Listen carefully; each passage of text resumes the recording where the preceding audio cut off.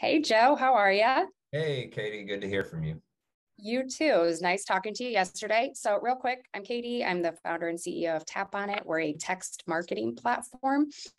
We've been around for about 7 years. We're based in Iowa, the tech capital of the world, and had an opportunity to talk to Joe here yesterday, prepping for this fun fireside chat. And so, Joe, would you want to give a quick intro and a little bit of background on yourself?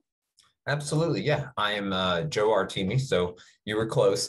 CMO of Perkins Restaurant and Bakery. We are a legacy family dining chain across 32 states, a couple provinces in Canada. Been around since the 50s, and just kind of putting our foray into the digital world, and excited to jump into that. We've seen a lot of innovation in that space over the last couple of years. I've been working in restaurants pretty much all my life since I could. Started out working in Panera and Chick-fil-A, and then eventually moved to after business school. I joined Burger King as part of their leadership development program. Went home to work on a brand that I grew up loving, Crystal, a fast food chain. And then when the opportunity to join Perkins came up, I decided to look at full service. I was always a server and bartender, so I've always enjoyed that aspect of the business, and it's been an exciting couple of years. Well, yeah. So you and I kind of connected based on the fact that I've also worked in many different restaurants. I started my foray Dairy Queen, but also waited tables at Village Inn. So I feel like we're pretty aligned there. So I thought that your timing for when you joined Perkins was quite interesting. Do you want to tell us a little bit about when you started there and what was happening? Yeah, so I started on March 4th of 2020. So first week on the job, the pandemic starts, and I've left a brand that had, 300 drive-throughs and joined a brand that had zero drive-throughs and zero patios. So it was a rough first year, obviously, but kind of one of those things you look at as a blessing in disguise. It allowed us to kind of reset a lot of what we were doing, specifically on the marketing side, and get our media plans right. Kind of pocket some of the money that we were making during that time, so that we could come back kind of with a vengeance, and make sure that we reemerged ourselves with really strong media plans, new marketing channels, and it allowed us to kind of do some testing on the digital side, build a bench of good products, so that we could kind of take a look at virtual brands, that sort of thing. So there was a lot of testing and work behind the scenes that went on for us during that year. Don't get me wrong, it was a rough year. It was a lot of survival, but it allowed us to kind of grow the digital channels that are a big part of our business today.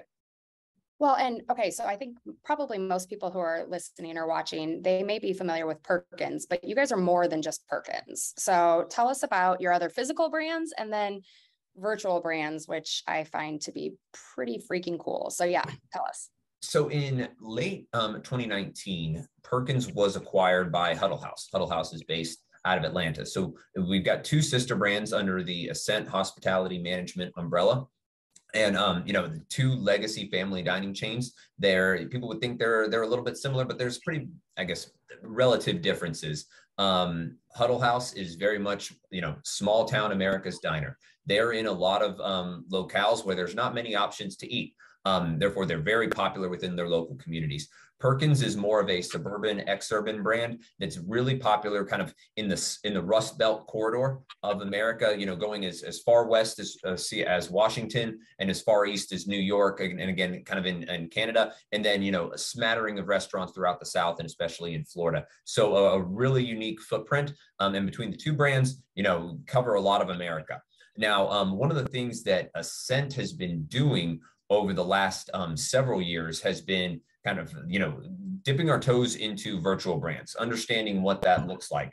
And for Perkins, one of the first ones that we did was, bakery's in our name. It's probably an underserved opportunity for us, and a huge differentiator for us in the family dining space. So one of the things that we did was we took a look at our bakery business and understanding how guests interact with third-party delivery apps. If they're looking for something specific, you've got to scroll through. Perkins has no less than 30 entrees.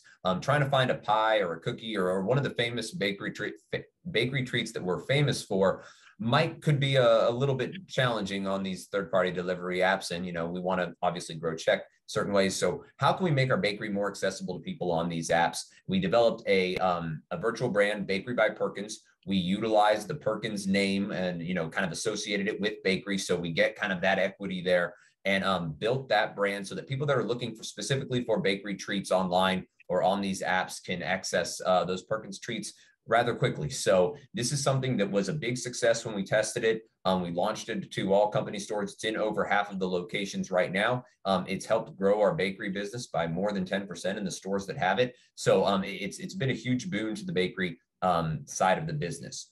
We also have Papa Corazone's Quesadillas, which is a brand that kind of has, call it 8 to 10 fun quesadillas, unique. There's a burger and fries quesadilla. There's a chicken and mac and cheese quesadilla. So really kind of unique chef-inspired treat, quesadilla treats, a couple of sides, loaded tots, cheesy fire roasted corn, some dessert chimichangas. So a really unique, fun menu.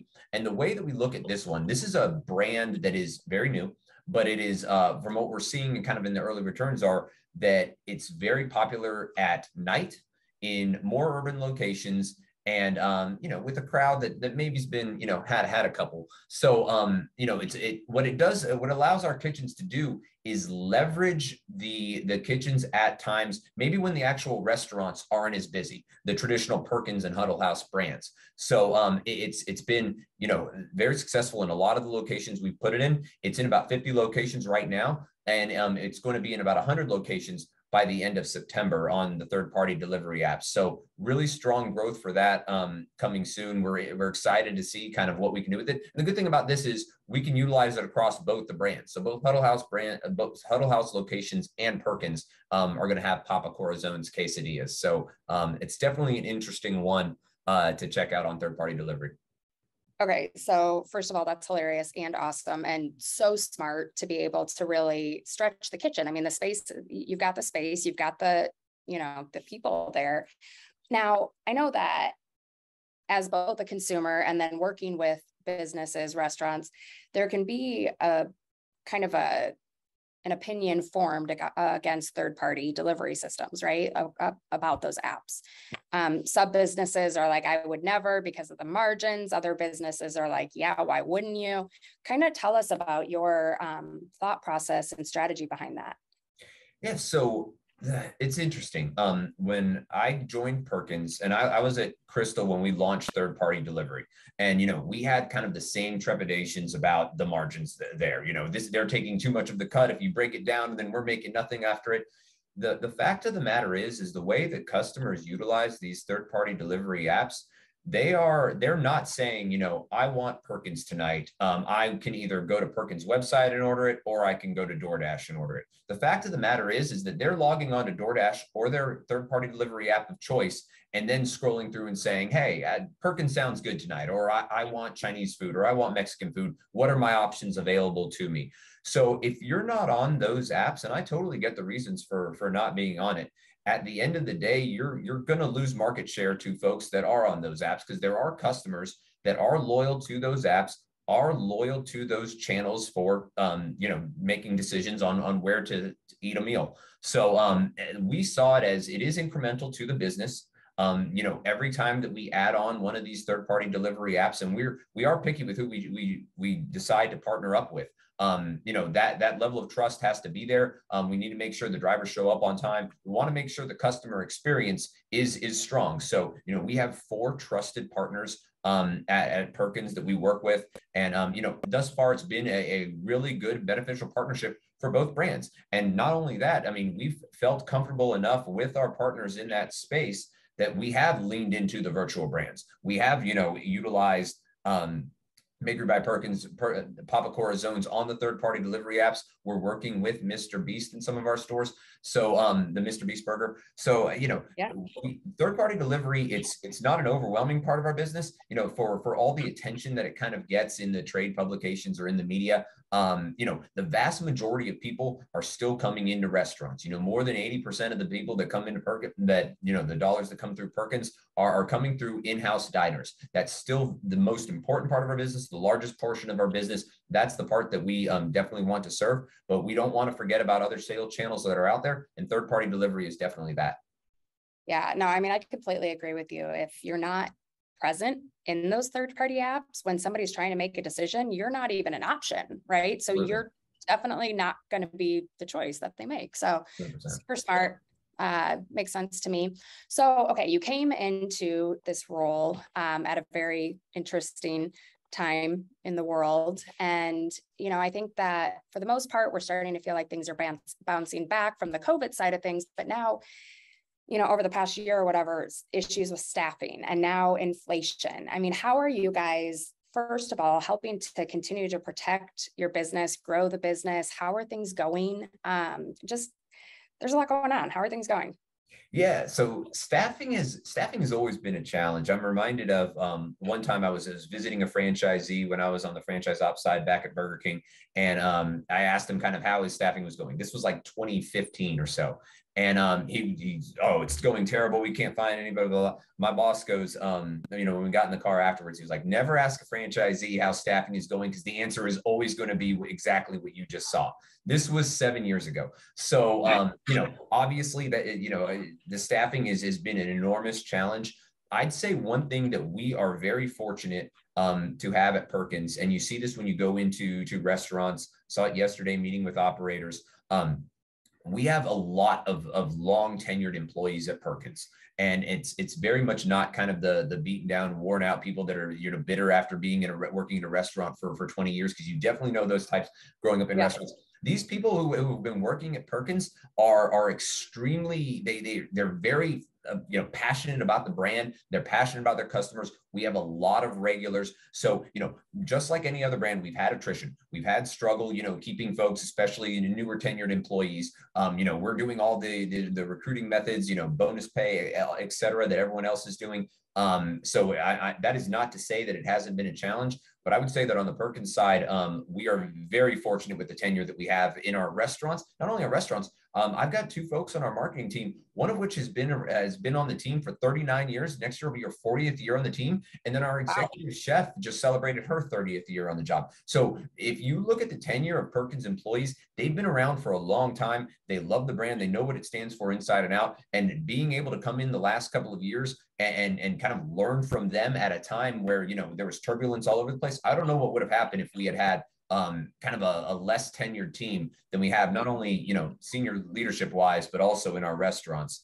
As far as inflation, that's hold on real quick. Yeah. Before we go into the inflation piece, I mean, I know we're not here to talk about like employment and all of that stuff and HR and whatever, but I mean, that's amazing, to have people that have stuck around. And I would imagine that people that are listening are like, what the heck? How do you guys do that? Any words of advice for, how to retain people, how to help them have that passion that you're talking about? It's not like the brand has not had its ups and downs over the years. So there's nothing to say on that end of it. It's not just been a rocket ship all the way up. I think one of the things that's helped is, it starts top down leadership. You see the loyalty that these folks have had to their managers. You see it with kitchen cooks, people that are just, on the line, have been on the line, could realistically in today's environment go to any other restaurant and get a job, but they have loyalty to their night manager, who has loyalty to their general manager, who has loyalty to their, regional manager. And I was in a room yesterday with a bunch of our regional managers. Every single one of them had at least 10 years on the job with Perkins, either at a lower level or higher. And then when these folks retire, it's kind of a next man up mentality. Somebody who's been a general manager for 22 years, something like that, gets promoted. So it's strong management. You see the way that they interact with their employees, a lot of teaching moments. There's never kind of the browbeating, which can be really easy to do in a restaurant environment, in a fast-paced environment when a lot of things have to change. There's a lot of coaching that goes on, and you can see that, it starts with operations. Everything we do, on the marketing side, HR, et cetera, it's all in support of the restaurants. And so, when that mentality seeps itself through the restaurant, it really carries itself throughout the rest of the organization. And that's what we've seen in other departments. Yeah, no, I just think that's so cool. All right, so now let's talk about inflation. I mean, I feel like it's something we're all facing as consumers and as businesses. So like, what are you guys doing to help combat that difficulty? And so, we're in the same boat as everybody else. I would say, I see this on the Huddle House side and at other brands I've worked for. Some brands are hit a little bit harder by inflation. I've worked for brands where on the first of the month, sales blow up, and then as the month goes down, you get away from the first of the month paycheck, and you'll see a steep decline. So one of the things that we wanted to make sure that we were doing is what value plays exist for us out there. And one of the things that we wanted to focus on was, what can we give our consumer? How can we give our consumer the abundance that Perkins is known for, while at the same time making sure that we're not eroding margins, which we're not. When we talk about inflation, it's not just what the customer is paying at the pump. It is also what we are paying for our kitchen supplies. It's also what we're paying for food. So we are very fortunate at Perkins to have a strong everyday low price platform. It's called Great Plates. It used to be Great Plates under 8. Quite frankly, now it's closer to Great Plates under 10. But what it is, it's full entrees with an abundance amount of food, which Perkins is known for, and these Great Plates, can feed one person very easily for a good value. And these exist on the menu. So this is something that we are going to be rolling out next week system-wide. We see a lot of our competitors in the space have already put value messages on their TV platforms. We're going to be doing likewise in several of our markets that have been challenged and kind of hit by inflationary pressures.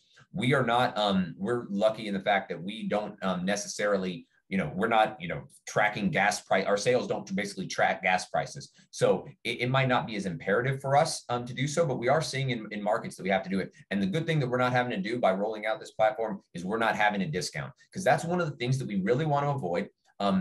Margins have already eroded at a restaurant level. We hear it from our franchisees. We see it in our own company-owned restaurants.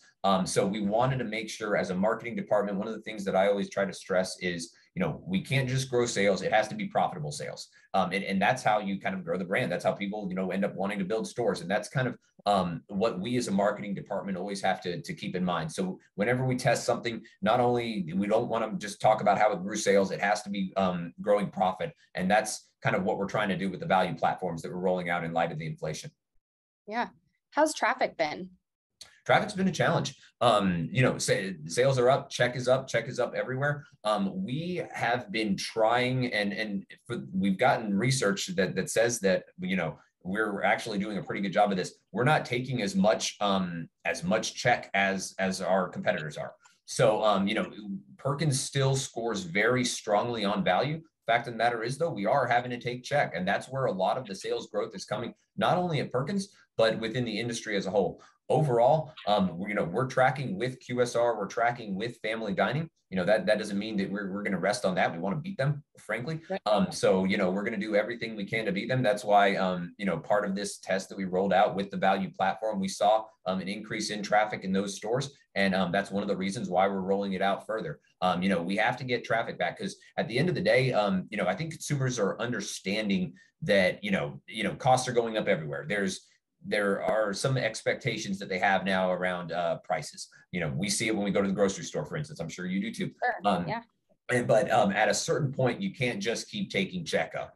There's only so much you can charge for pancakes. So there has to be a recalibration of pricing and figuring out a way to get those traffic in the door, because we have to grow sales that way as well. Right. Right. Well, okay. So let's shift and talk a little bit more about the marketing side. Again, things have changed just over the past couple of years. It would be super interesting to get your person on your marketing team who's been around for 39 years to say like, okay, so what did you do then compared to what's happening now? That's quite a big swing there, but what are you guys doing now? What's working well? What are you excited about? Yeah. So, a couple of things. Let's start with the main promotions that we run. So Perkins runs, they've got a very expansive menu, but it's a lot of commodity items. You can get a burger anywhere. You can get pancakes anywhere. I don't think you can get better pancakes than you can at Perkins. But the fact of the matter is, a lot of the menu items, it's family dining. There's some, there's some basic items that go along with that. Now, and one of the things that I learned when I came on to Perkins, I figured, family dining, here we go. Let's, it's going to be bacon and eggs, pancakes, that sort of thing. Perkins scores extremely high in the quality of their food. So if we have an expansive menu with a ton of SKUs in our restaurants, a ton of pantry items, there's a lot we can do with that, knowing that those are quality ingredients, because that's what our customers are telling us. That's what the research shows. So what can we do with those items? We know that, given the supply chain issues that are out there right now, we know that, given labor and training challenges and, you're already training a bunch of new employees anyway, how much do you want to train them on a bunch of new items? We don't want to bring in new items into the restaurants. We have a very strong executive chef who has done a wonderful job of taking all of the, ingredients that we have in our pantry and creating new menu items, utilizing those ingredients so that there is no new items that are having to come in. We're not having to deal with, hey, this supplier couldn't provide this product on time. We test all these before we go out. We've got a pretty rigorous, testing methodology that we look at. We want to make sure, again, are we driving profitable traffic into the restaurants? So a couple new items that are in there right now. Bakery inspired breakfast. The way I looked at this is Perkins does two things great: breakfast and bakery. What if we combine those two items and created a lineup of entrees that leverage those two? So you've got cinnamon French toast, which is cinnamon sugar French toast. You've got Boston cream pancakes. It's pancakes with Boston cream, just like our Boston cream muffin, covered with chocolate and cherry on top. You've got blueberry lemon waffle.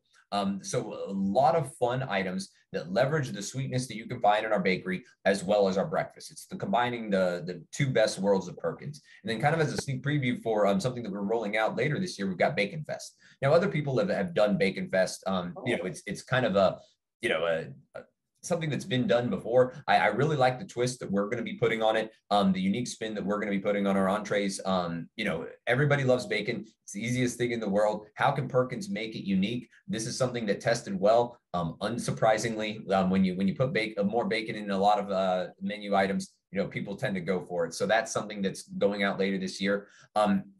We've done a good job, and the pandemic helped with this. We were able to test a bunch of items and rebuild our bench. We wanted to build a strong bench of promo items so that, for instance, if traffic becomes a challenge like we're seeing right now, we're able to roll out a value platform. But if we get to a point where we can have decadence in our entrees, we want to have those entrees as well. Bacon Fest is something that we wanted to roll out earlier, except for we saw a lot of commodity prices increase in bacon. So we had a bench and we had other products ready to go. And that's one of the things that, has helped us build, a strong marketing calendar.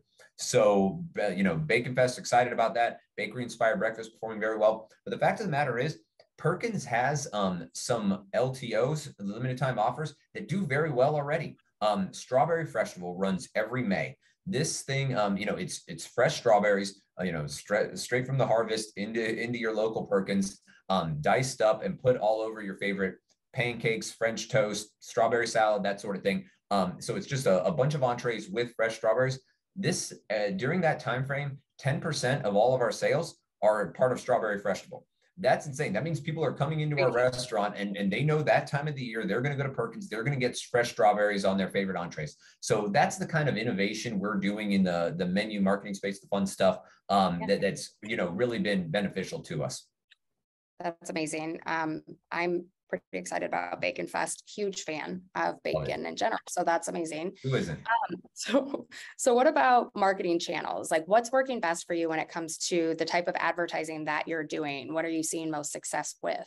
Yeah, believe it or not, when we came on board and Huddle House acquired Perkins, we had very little by way of digital marketing. It was mostly I guess boosted posts on Facebook was really the extent of the digital marketing that we had done. We had a very strong email e-club platform. So we had done some stuff there, but we knew that we probably needed to recalibrate some of our marketing channels and figure out, better ways to do so. So one of the things that, again, the pandemic, you've got certain states that are shut down, certain states that aren't.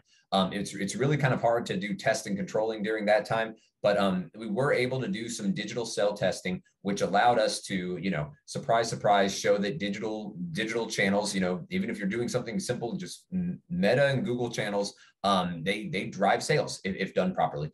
And we've got a really strong digital team, a really strong agency partner that helps us with that. And so we've launched kind of an always on digital campaign that's on 365 days a year at Perkins. That started in last year. So it started in May of 2021. And that's really the first kind of system-wide media buys that Perkins has done around digital. So, that's something that, was a really big hit in year one. Also, another thing we did was we kind of revamped the way we bought TV.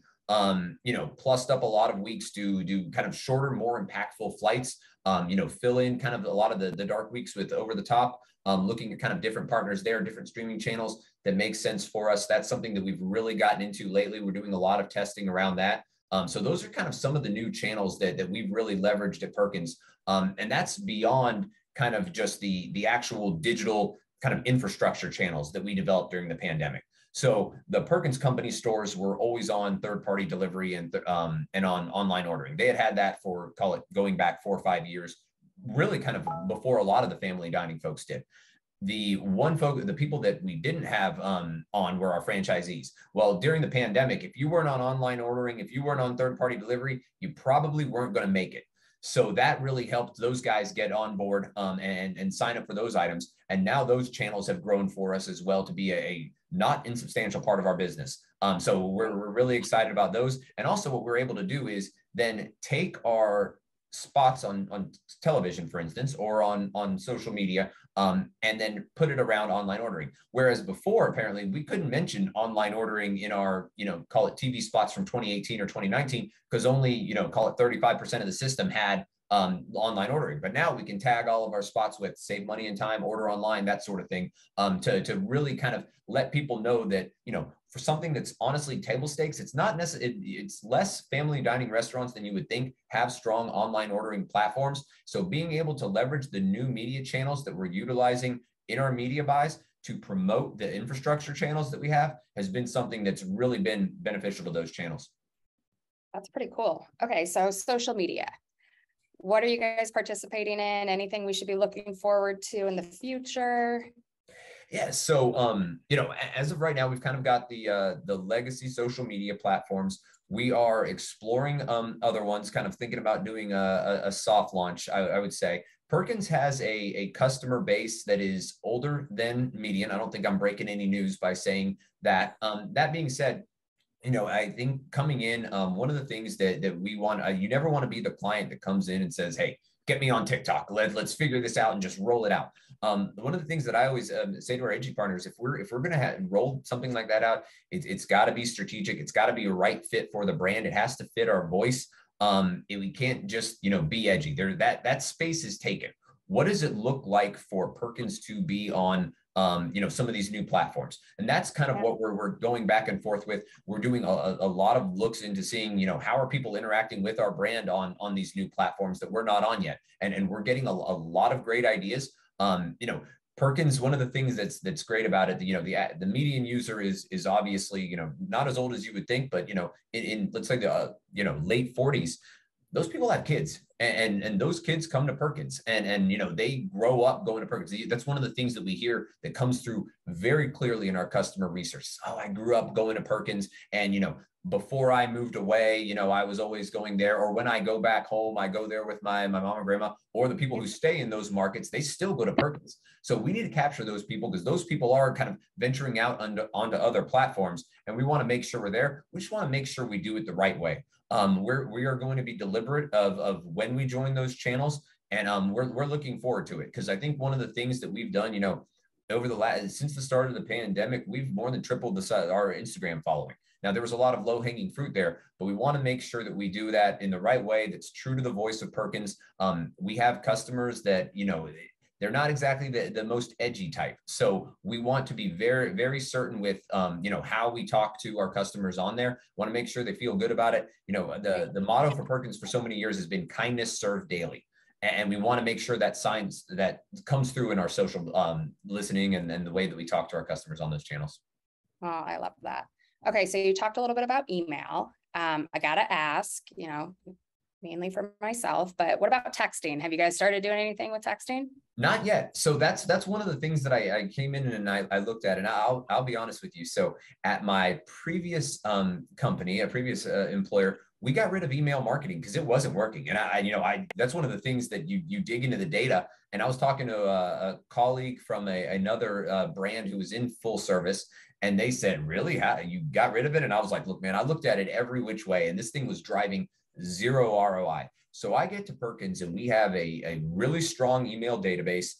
We have a loyal following that if they don't get their BOGO Wednesday email on, by 5:30 in the morning, they're emailing us and figuring out why don't I get it, or hitting us up on social media. So, it is a serious sales driver to us. Now, the next logical question there is, is there anything we can do with text in this space? And, have we explored that at all? No, that, we never did that because, they wanted X amount of dollars for this and that.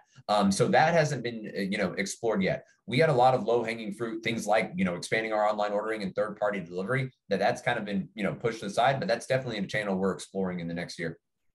Cool. Well, I'm excited to talk to you about it. Absolutely. I feel like we could work well together. What about loyalty? I mean, is there anything that you're doing along that line to keep people coming back and keep them engaged? So, it's definitely a frequency play for us. I think one of the things that we're doing, and we've just launched a loyalty test. We've been working with a partner on it for over a year to get it ready. We're going to do a test for a long time to make sure that the ROI is there for folks, because it's not as simple as, say, like a lot of the coffee brands have done. For them, it's it's a repeat habit that you're going there every single morning. It's a no-brainer. QSR, a lot of the same thing. The frequency is there.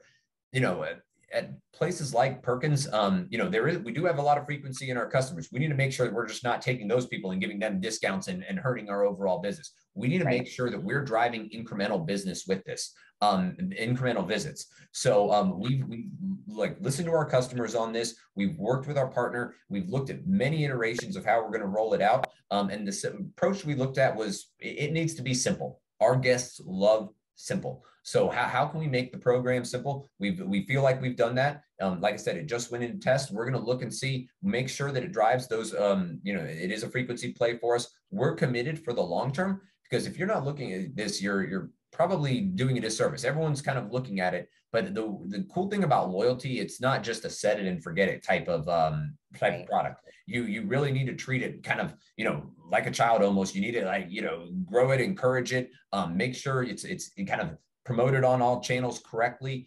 Make sure that you're doing kind of the customer journey mapping the right way. Once you start getting customer data in, there's so much that can go into this. You need to have the right team in place in order to do so, which I believe we do. Have the right partner in place, same thing, and then figure out kind of once the data comes in where you can go from it, because it can take you in many different ways. What is great for Perkins isn't going to be necessarily a cookie cutter program for Huddle House. So, brands that people would assume can work very much the same way probably don't. So you need to make sure that you're willing to, change the loyalty if it's not, change your loyalty platform if it's not working. There's a lot to go there. We're going to test it again, much like everything else. We're going to be very deliberate about how we do this and make sure that we've got the right program for our customers and we're promoting it in the right way. There's going to be hiccups along the way. When I was talking to these operators, there was no way I was trying to put on my rose-colored glasses saying, you're going to love this. You're going to see, a guy who's coming in once a week. Now he's coming in 3 times a week. There's going to be some learnings along the way. Learnings is a good way to put it. But we're committed to this for the long term, and we're going to figure out how to get those frequency visits. Yeah, I think that's great. So I know we're getting to the end of our time here. I don't actually remember how much time we had, so we could just talk forever. But so looking at the leadership side of things a little bit, you talked about having a strong digital team. What have you done, and just not necessarily even just at Perkins, but over the years throughout your career, what have you done as a leader to help guide people coming into the industry, coming into the marketing space? Yeah. So one of the things, whenever we post a job, I say, hey, everybody is open to apply. I want all different kind of backgrounds. I feel like that's how you kind of build a team of diverse viewpoints that, aren't just like, hey, I was at this restaurant, we knocked it out this way, this is how it's done, marketing calendar, this promo window, lock it in and move on to the next. I don't want that. I want new, different ideas. I want to hear about kind of, where you came from.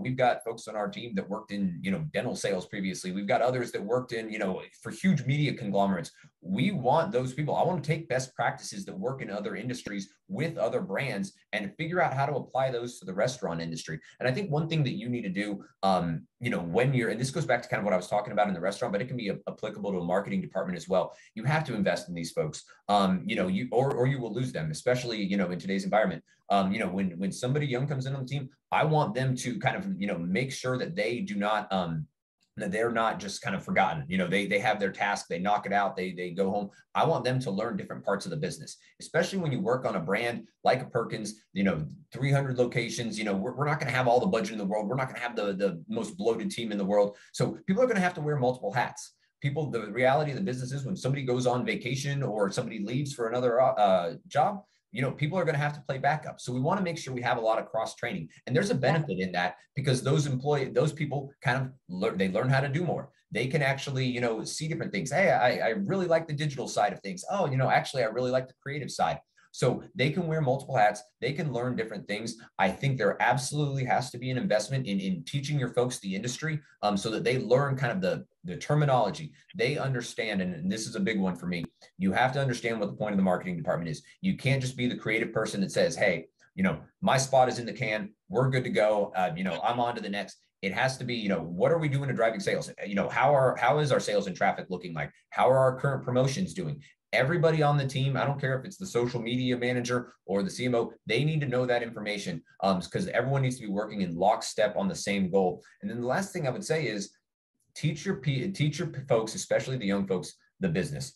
Don't let them be afraid of numbers. Don't let them be afraid of Excels and formulas and whatnot. Challenge them to kind of get into the nitty gritty. That's how they're going to become leaders one day. I always tell folks, hey, we're not brain surgeons here. We're running restaurants. It's inputs and outputs. Don't be afraid of the numbers. Don't be afraid of understanding kind of the business side of it, because that's how you can grow into leadership roles. So taking on different hats, understanding the business, being not afraid to get outside your comfort zone, and understanding, having that good rapport with your boss where you feel like you can come to them. If you've got challenges, questions, they're never afraid to, I never want my team to be afraid to ask questions. I welcome any questions. And I think if you do that, you can cultivate a good team that, is proud to work for somebody. Yeah, I love that. I mean, I think that we kind of try and do the same thing here where you have cross training, you share the experience, share the knowledge across the group, continued education. Yeah, I mean, it makes people care more, which definitely leads to retention. So I think that's huge. Well, okay. Anything else that we didn't cover that we had talked about? I'm looking at our list and I feel like we went through a lot of things. Anything else that you want to share with our audience? Anything new or exciting? No, I think I think we covered it all. At Perkins, I definitely lean a little bit more on kind of the data and analytics side of the business. But one of the things that's really been rewarding is kind of working on a new brand campaign that we've got coming out. We're kind of figuring out, what works best for the brand, what do our customers want to see. I think bakery was a huge part that was underutilized for us. And, we're testing things like donuts. We're testing a lineup of Oreo desserts. So there's so much stuff that we can do in the bakery space. That's been exciting. So, nothing but great things to say about Perkins. It's been a really rewarding time, not only growing again the restaurant part of the business, revamping the media side, and then growing bakery. I mean, who doesn't love, tasting a bunch of different pies? I tasted a red velvet muffin the other day. That was the best muffin I've ever tasted in my life. So rough job you've got there. Yeah. I'm very, very lucky in that regard. So be on the lookout for that around Christmas time in a few restaurants. Okay, I did think of one other question. So when it comes to your virtual brands, what do you do? Do you do any marketing outside of what's within the third-party apps to drive traffic and awareness around those? So there's obviously the marketing products within the app, those apps themselves. Yeah. And we're testing a bunch of, we're kind of pulling every single lever on those. At the end of the day, those apps are getting to the point where they're basically pay for play.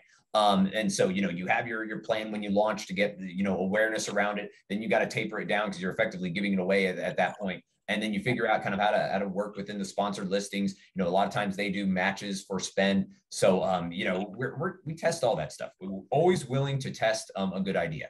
So, we obviously do that within there. We've got our external websites for, Papakura zones. And, we're looking at potentially launching online ordering there. And once we have kind of our own channel, our own platform to order outside of those apps, at that point, then we can start talking about spend for those outside, and then start looking at things like email marketing, text marketing, and going from there. So, again, very much it's in its infancy. I think 30 days ago, we were at, I think 30 stores. We're going to be at 100 by the end of September. So, that one is definitely more of a rocket ship. And that's a lot of testing and learning, because at the end of the day, you can kind of, break stuff a little bit more on a brand like that. You can test and see. We're going to be, adding combos. We're going to be getting rid of quesadillas that don't sell. We need to make sure that, the way that that quesadilla brand is set up, it doesn't disrupt our overall business.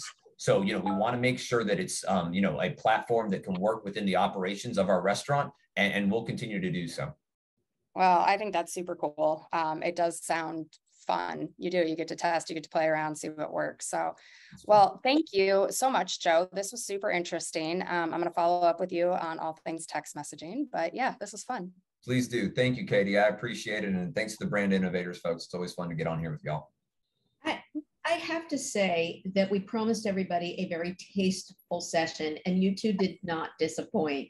That was, may I say, chock full of really tangible takeaways. You're on a roll. Yeah, exactly. As long as it's not a French's mustard donut that you're bringing out, Joe. Not that don't think that one's on the list. I don't know. I'd rather have the strawberry. I was thinking strawberry crepes for me. That's where this. That's on there. That's the number one seller. Wow. All right. Well, we learned everything from employee satisfaction to understanding, truly understanding your brand inside and out, Joe, and moving forward with those insights. Thank you both so much. That was really great. Thank you all. Have a great day.